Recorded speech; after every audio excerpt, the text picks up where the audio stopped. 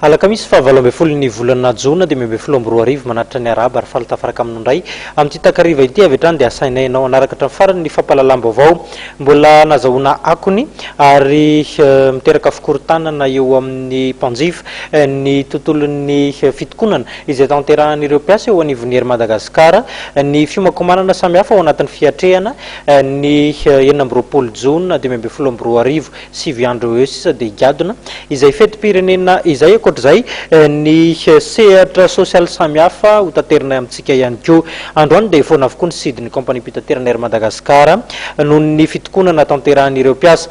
hatreto anefa tsy mbola fantatra mazava ny fotoana izay iverenana izany ny sidina izany amloniny araka ny fanazavana azo avy eo anivon'ny ery Madagasikara dia afaka mangataka famerenam-bolona na ilay antsointsika hoe remboursement ireo mpanjifa raha ilain'izany rahantsika ny tampavao.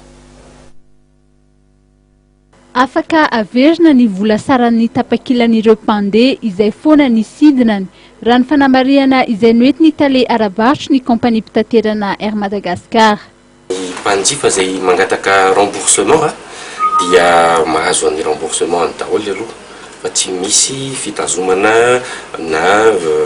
tsy famerenana ny vidina billet.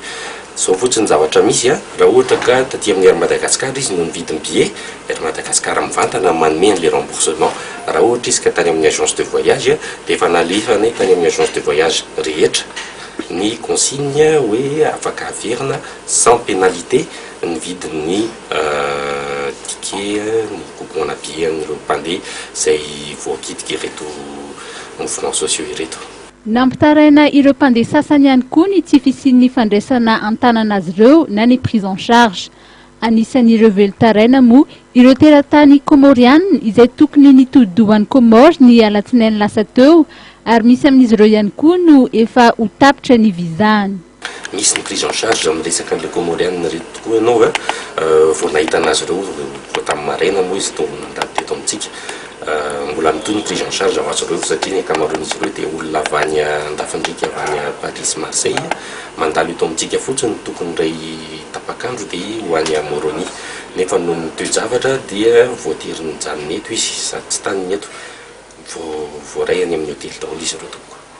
Misy ihany ny fifanarahan'ny Air Madagascar amin'ireo kompania mpitaterana hafa izay afaka amindrana ireo mpandeha saingy misy ihany koa ny olana izay sedran'izy ireo.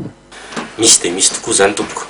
ny mahasarotra azy fotsiny dia na izy ireo raha ny ankehitriny dia manao annulation na vol izahay dia efa mikarakara ny famindranan'ireo olona amin'ireo zotra ireo nefa ny nohony zavatra misy eny amin'ny aéroport dia na ny Kenya Airways na ny Air Mauritius na ny Corsair dia efa nisy annulation na vol ireo kompania ireo ka na izay namindra an'ilay olona tany ara dia mbola tsy lasa ihanyilay olona. Ny irariny eo anivon'ny fobe mpitantanan'ny kompania Air Madagascar moa dia ny iverenan'ny sidina rehetra na ho an'ny kompania Air Madagascar na ho an'ireo zotran'ny kompania rahavavy. Amin'ny ankapobeny moa dia misy 15 isan'andro eo ny sidina anatin'ny kompania mpitaterana Air Madagascar, 10 isan-kerinandro ny zotra makany Europe ary indroa isan-kerinandro kosa ny makany Asia.